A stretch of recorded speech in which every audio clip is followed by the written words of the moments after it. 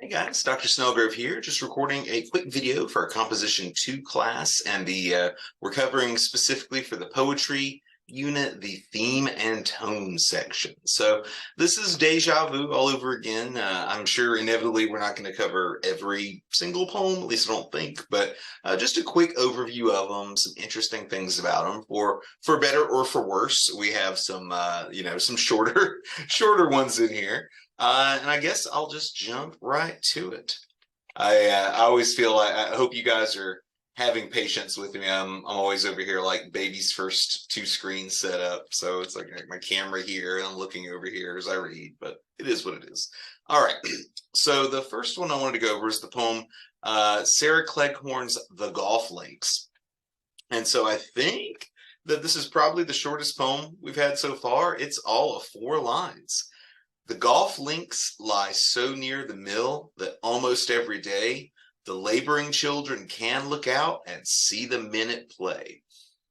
So it's short. I was about to say short and sweet. I guess short and brutal might be a tad more accurate in this case, because I'm not trying to dunk on the poem or the poet, but the poem has a pretty singular meaning and it's not hard to suss out what it is. It's juxtaposing the idea of like actual child labor, children working in the mill, and how while the kids are at work, they have this view of men at play. That's our last 3 words there, men at play. So, it's an inversion. You'd expect the children to be playing, you'd expect the men to be working. So, right away, that's wrong.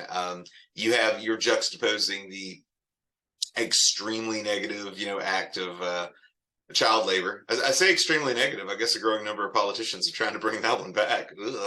But you've got child labor juxtaposed with, I know you don't have to be rich to play golf, but I think in this poem, golf symbolically is like a wealthier person's, and also a wealthier person's recreation. And also keep in mind the idea that they are doing this in the middle of the day, when presumably most other people would be working. It's like, oh, the kids are working, and they have a view of these rich adults at play. And I'm gonna see if I could pull the image up real quick.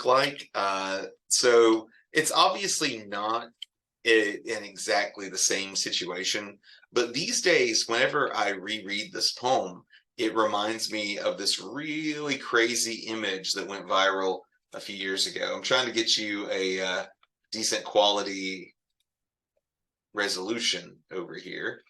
And it's like, yeah, I guess that's as good as it gets, as Colin Hay might sing. Okay, so let's see, there we go. So this was an image that went viral, I think years ago at this point, but still, still kind of maintains its verb. It's like, all right, California wildfires blazing in the background. And then, of course, in the foreground, men playing golf like it's no big deal. So, it's this, obviously this photo has nothing to do with child labor, but yeah, I like it also has that juxtaposition, because most people when look at it, it's like, wow, shouldn't you be freaked out by the fire? Shouldn't you be doing something about the fire? It's like, no, I'm going to play on through, buddy. So something a little spooky about it. All right. So again, not trying to dunk on the poet or the poem, but there's just not a whole lot going on in that poem. So I'm jumping around a little bit in our stuff. I guess we'll look at William Blake's London. So William Blake is a very famous poet. I'm a little sad, like we're always making slight changes to the versions that we use of these textbooks. And I think we've lost, we used to have a thing where it would be like William Blake, some of his songs of innocence and songs of experience. It was this famous thing that he did that was like a poetry book that was also kind of like an experiment, literary experiment, where half the songs, which are poems, were songs of innocence, like how a child would look at something. And then half the songs were songs of experience, like, how an adult looks at it. So there's a lot of stuff there about, as you'll see in this poem, they didn't exactly have this term when William Blake was alive, but he's kind of a social activist in his own way, at least calling out what he sees as injustices around him. And I was over here doing my world's worst multitasker thing. I always like to share this insane trivia fact with students that obviously Blake is remembered primarily as a writer, the fantastic poems he created, but he was also an artist. He etched his poems, at least some of them, onto like plate. It looks really interesting. You can look some of that up. And then he also did paintings on the side, a lot of religious stuff. And so this is arguably his most famous painting, the Red Dragon. A really, really caked up dragon, I guess. But maybe he's low-key scaly, I don't know. But this is one of those things, a lot of people know what the Red Dragon is, even if they don't know much about William Blake. And the reason for that is the Red Dragon plays a prominent role in, plays a prominent role in, the titular, the Red Dragon, the novel, which is the novel that introduced us to Hannibal Lecter, Hannibal the Cannibal. All right, so if you will bear with me one moment, we will jump right into this poem. Hey, and we're back. The rare edit where I had to splice a couple of videos together. So continuing the discussion, I was just telling you about William Blake's habit of painting that big chunky, like caked up dragon and other crazy things. But right now, we're going to focus on his poem, London. All right, so I wander through each chartered street near where the chartered Thames does flow, and mark in every face I meet marks of weakness, marks of woe. In every cry of every man, in every infant's cry of fear, in every voice, in every band, the mind-forged manacles I hear. How the chimney sweepers cry, every blackening church appalls, and the hapless soldier's sigh runs in blood down palace walls. But most through midnight streets I hear how the youthful harlot's curse blasts the newborn infant's tear and blights with plagues the marriage hearse. So I always tell students that there's two very basic ways you can interpret this, and they're not necessarily, separate. All right, one of them is, like I said, William Blake as the social activist / you might just call him a cranky old man. He's telling you, what do I see when I'm in London? It's not good, buddy. Let me tell you, I'm seeing like child labor. I'm seeing, the like cruelty of the church. I'm seeing the super duper cruelty of the palace. I'm hearing the cries of as like prostitutes destroy marriages. It's like, so there's a lot of this, he's the hard hitting truth teller, but there's also the important note that William Blake didn't live directly inside London. So there is a little bit of this, like, kind of bumpkin going into the big city. And he is not impressed by what he sees here. But there's a few things in here that are, there's a lot worth noting, but a few things we're going to emphasize. All right. So I was joking about it with a face-to-face class the other day. I wish that this kind of phrase wasn't now the sort of thing you'd hear from weird edgelord people online, but he's got the mind-forged manacles. I hear. That's what he's saying in every voice. I hear mind-forged manacles. And it's kind of a neat idea. It's a shockingly modern idea in its own way. The idea that all of us are in a prison of our own minds, man. Because, manacles, it's like handcuffs, like chains, that kind of thing. And he's saying that, I hear people and they're not, in their voices, I hear this thing. And I know they're not in physical fetters, physical handcuffs and chains and stuff like that. But instead, everybody is dealing with mind-forged manacles. So the idea that, we are in prisons of our own mind. And, again, so many terms that, were not available and not in use, at least in this way, when Blake was alive. But, you could say this is like depression, like intrusive thoughts. The idea that, we are all of us dealing with our own mind-forged manacles. It's like, it's not so crazy, right? Not such a crazy idea after all. All right. And he starts getting down to cases. You can't have a good call-out poem if you don't start calling people out. How the chimney sweepers cry, every blackening church appalls. So I did want to back up here, and some of this, maybe most of what I'm about to say will be a no-duh to you, but I'd be remiss in my duties if I didn't point this out. So the chimney sweepers at the time, those were kids. Because you got to imagine, right? Like, who is sweeping out the chimney? Well, people small enough to fit inside the chimney.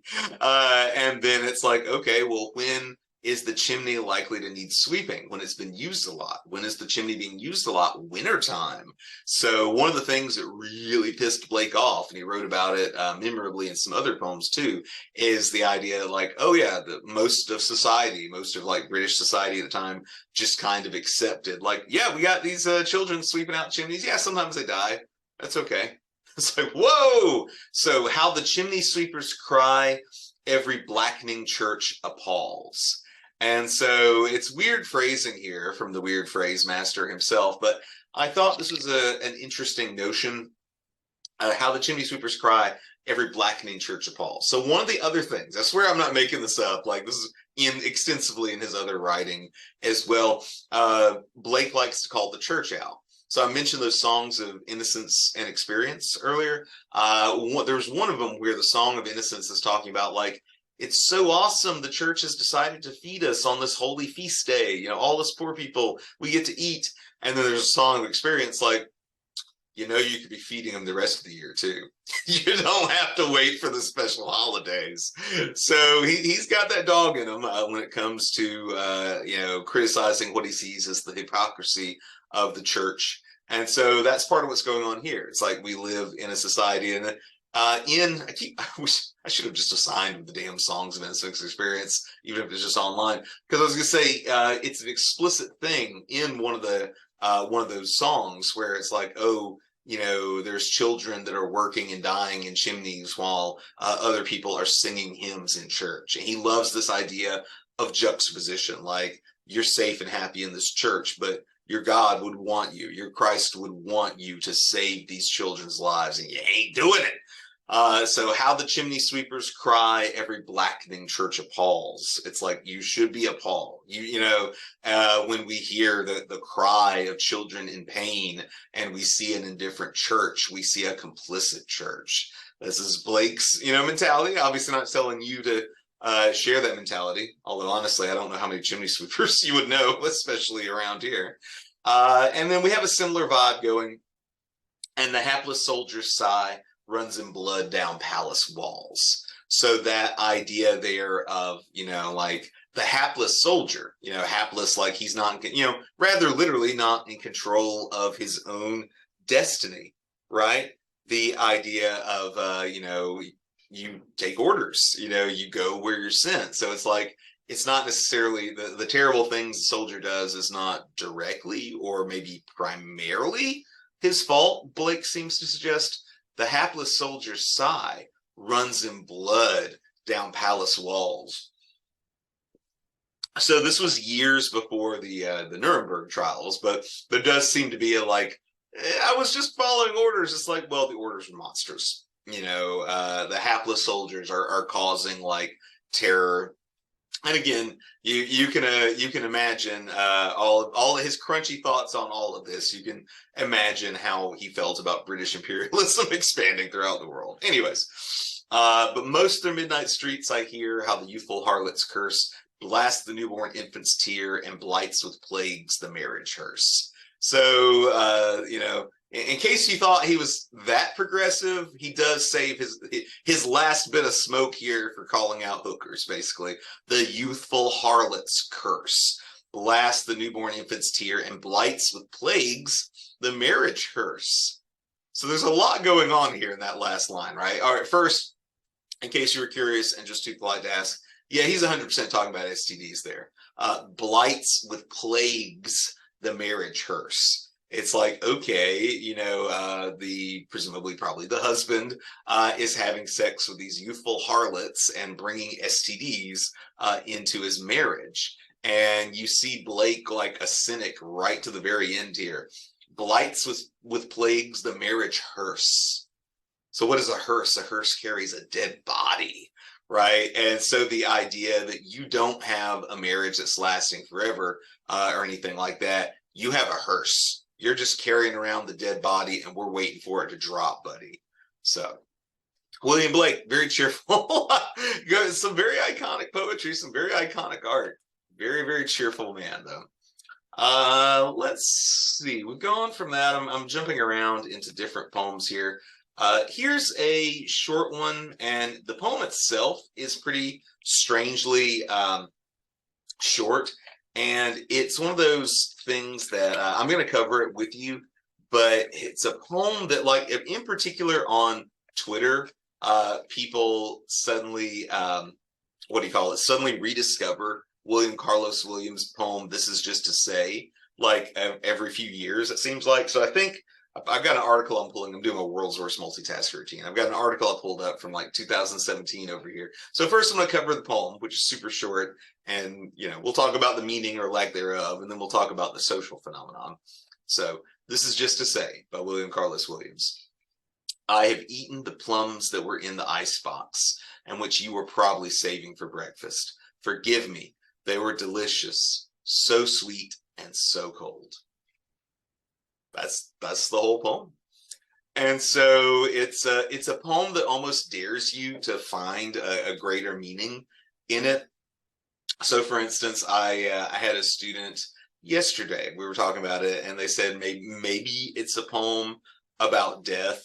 Like there's, maybe I've eaten the plums that were in the ice box. Like maybe this person's partner recently died, and it's like, oh, he was keeping the plums in the freezer as a, way of remembering the spouse, maybe. And now it's like, oh, please forgive me, I ate them, but man, they were so good. If you do think it could be about death, there's probably something about like death and resurrection or rebirth, taking something out of the ice box. There might be something here to living in the moment. Forgive me, they were delicious, so sweet and so cold. So the idea that, it's an apology, we'll circle back to that idea here in just a minute, but also kind of a human, like, man, I was hungry and they tasted so damn good. So we've got a little bit of that going on. So yeah, the idea, forgive me, it is kind of funny. Like and I'm not saying this is any more or less likely than any other interpretation. Some people just look at this as the ultimate slice of life poem, right? Like maybe it's not a deep poem about death and rebirth or love. Maybe it's roommates, like, sorry, bud, I know you were saving those guys, but I had to eat them. My bad. And I had one smart ass student yesterday comment that it almost feels a bit like these would be a series of texts you would get from a roommate, right? Like, ate the plums in the icebox. Sorry, I know you were probably saving those for breakfast. Man, they were so good. And I was like, well, I certainly never thought about that. I mean, God help me when I was first reading William Carlos Williams, we didn't have cell phones. But yeah, I mean that it does have that kind of conversational quality, that sort of back and forth, like, hey, sorry, but also, man, they were so good. Now, I'm not going to linger on this for obvious reasons, but there is a what do you call it? I guess I could just show you guys on if I can pull up some good examples here. But it basically, I thought I had the article I wanted, but I wanted a different one. But yeah, so around 6 years ago or so, yeah, here we go. I'm gonna just share the screen to be easier to do it. Around, well, at least as of this recording, about 6 years ago, give or take, Twitter just kind of collectively rediscovered William Carlos Williams. And so that led to all these people online, and they were doing bits based on the poem. This one here. I know William Carlos Williams is the only poet Twitter knows, but why am I suddenly seeing dozens of tweets like my neck, my back, my plums, and my icebox? and we got here with, hey, now you're an icebox, get your plums on, so sweet. And then of course we have, now this is a story just to say that I ate the plums in the icebox today. So just the idea of kind of reinventing the poem. And it cracked me up so much because obviously my deep dork English major self, I like the idea. It's like, yeah, poetry will live forever, man. Poetry, yeah, no one ever forgets a good poem. But there is a practical nugget, a practical core deep within me that's like, I wonder if it was so easy for them to do that because this is a poem that defies expectations. It defies easy interpretation. So people kind of get to put their own spin on it, their own stank on it. And then I'm going to share one last thing with you guys on this that's vaguely related to that. We'll move on to the next poem. Just on the subject of poems that we're getting like what do you call it, like rediscovered, reinterpreted. So I learned this crazy thing the other day that apparently, this knowledge has been around for quite a while. And so, but it's new to me, as they say. And so I thought I would share it with you on the subject. And I'm sorry for the pedo quality of this. I was trying to get something slightly higher quality to screen share, and it just wasn't happening. But anyways, the idea here is Emily Dickinson, very famous poet, had a lot of great poems. Her most famous is this one you can see below. Because I could not stop for death, he kindly stopped for me. The carriage held but just ourselves and immortality. Very, very great poem, very memorable, very famous. But that poem is written in the common meter. And there's a lot of other more modern things that are written in the common meter, including, God help us all, the Pokemon theme song. Because I could not stop for death, he kindly stopped for me. The carriage held but just ourselves and immortality. Pokemon. So just really silly, right? Like, I just love this idea that, poetry does live on, but not always in the way we expect. Usually, maybe often, often, maybe usually, there we go, in the craziest and most unexpected ways. All right. So I'm keeping an eye on the clock here. I think we're going to get two more in. I wanted to cover Belanger because of our crazy whole world, and I wanted to cover Papa's Waltz because it's probably the best poem in the section, if you got a gun to my head. All right, so Belanger is, and some of y'all might know this, maybe all of you know this, and this is just a note of statement for me. It wouldn't be my first, but the name of the poem is intended as a portmanteau, right? Of two, that's when you smash two different words together and you come up with a new one. And so in this case, we have the word grandeur, which is normally a good thing, the Grand Canyon, the grandeur of nature, the grandeur of God, and then you've got bland. So this poem is Belanger by Kay Ryan. So let's dive into it. If it please God, let less happen. Even out earth's ronger, flat and eager, bland in the Grand Canyon. Make valleys slightly higher, widen fissures to arable land, remand your terrible glaciers and silence their calving, having, or doubling all geographical features toward the mean. Unlean against our hearts, withdraw your grandeur from these parts. And so this is an interesting poem. I mean, I like to think they're all interesting poems, but this is an interesting poem because the middle of it, the body paragraphs, you might call it, not body paragraphs, but the middle of it, the meat of it, is describing like actual moving around. It's kind of like, in the Judeo-Christian, book of Genesis. It's like somebody showed up and they were giving God notes. Hey, could you flatten that out?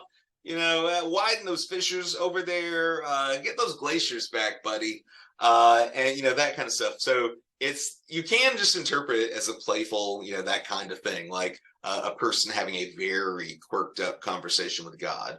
But I would say as so often is the case, the beginning and middle of this, basically the beginning and middle of, the beginning and end, there we go. The beginning and end of this poem give us hints to a meaning that is both larger and mercifully a bit more direct. So if it please God, let less happen. That's how the poem starts out. And then it ends with, unlean against our hearts, withdraw your grandeur from these parts. So the first part of this, I obviously can't speak for all of you, but speaking for myself and speaking for a lot of my colleagues and students that have shared stuff like this with me, this is a sentiment that we have probably often felt, like too much is happening all at once. Like I've lost track of how many once in a lifetime events have hit your generation alone.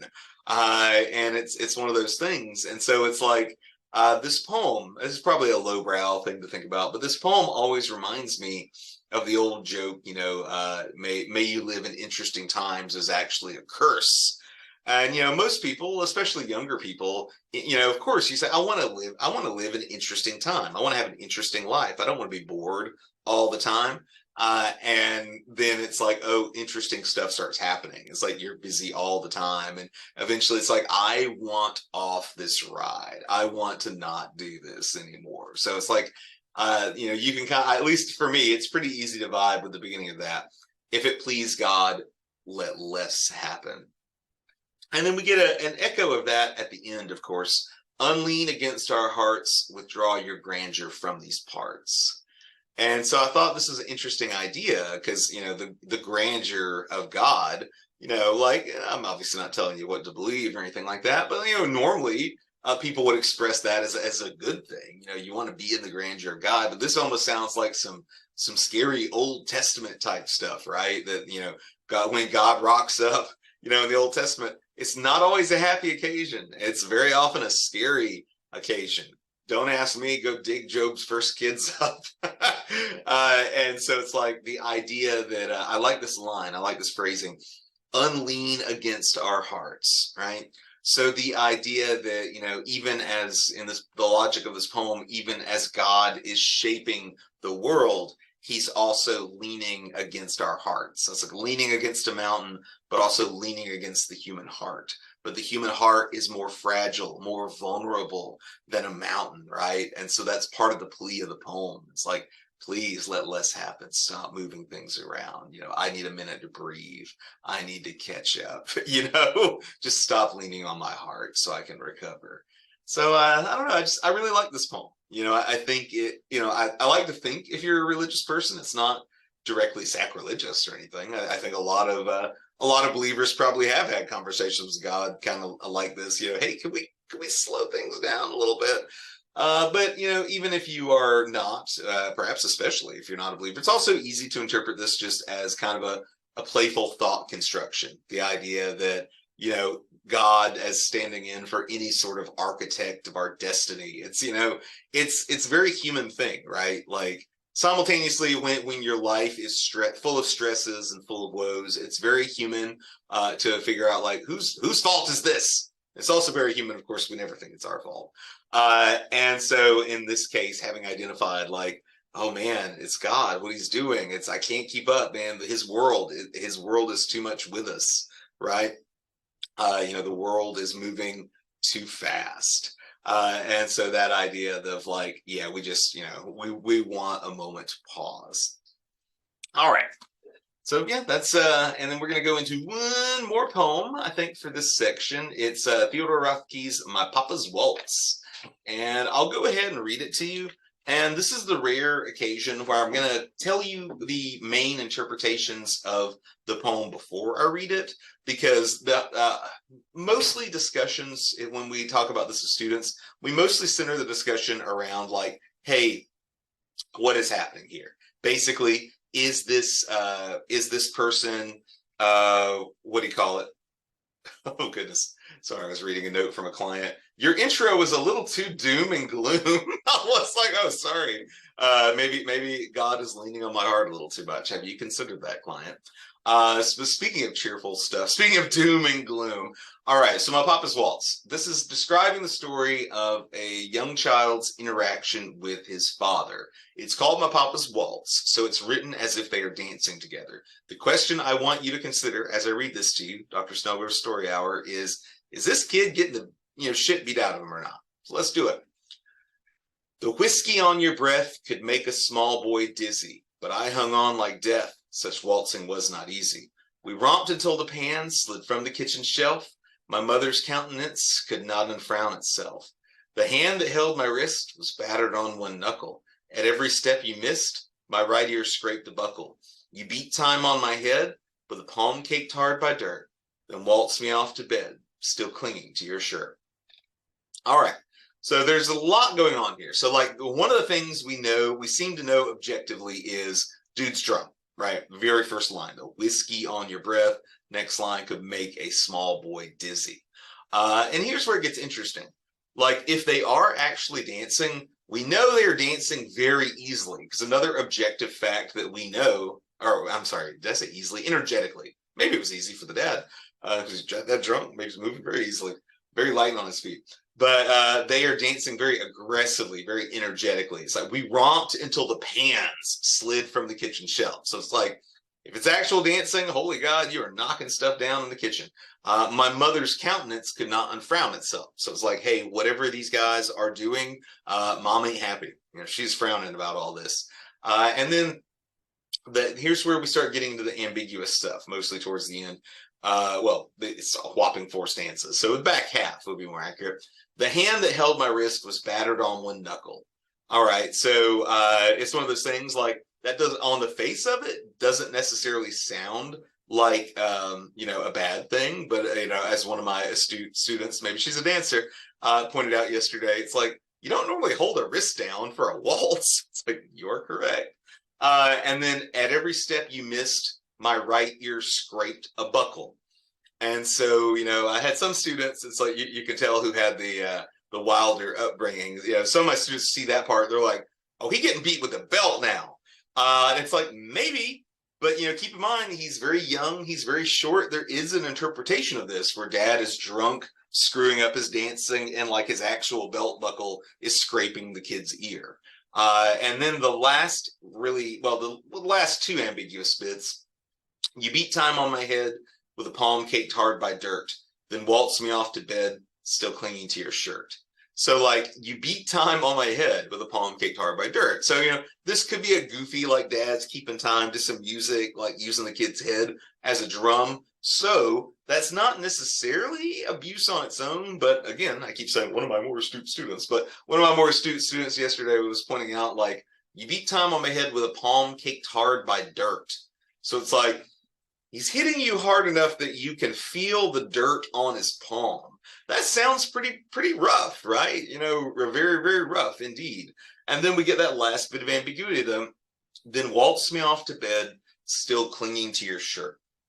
So that idea, I told the kids that, you know, sorry, I'm so old, the students are my kids, but I told my students that it's like, it feels like, you know, part of me, and maybe this is my naivety. I was not so much as spanked as a kid. That's how you get up with English professors, so full of ourselves, right? But like, you know, I feel like if he was beating the shit out of the kid, that last bit, waltz me off to bed, still clinging to your shirt, sounds kind of like, you know, daddy carry me to bed, or maybe the kid is asleep. Shit, maybe he's unconscious. Well, I guess we'll circle back to that. But I mean, if it is just like, you know, willingly, you know, clinging to dad, it's like, okay, that doesn't really sound like, you know, if he was getting, you know, a belt, beaten with a belt a minute ago, it's probably not take me to bed now, but he could be unconscious. He could just be scared. He could be getting, you know, taken, you know, pick him up against his will. So, like I said, I think the most popular interpretation of this poem is that, you know, the kid is getting beaten, but I've always enjoyed the poem for that ambiguity, where it's like, you know, is he getting beaten? Is it just drunken dancing? Or maybe there's a third option. Maybe dad doesn't think of this as, you know, any kind of abuse. Like, I'm just roughhousing, I'm just bonding with my kid.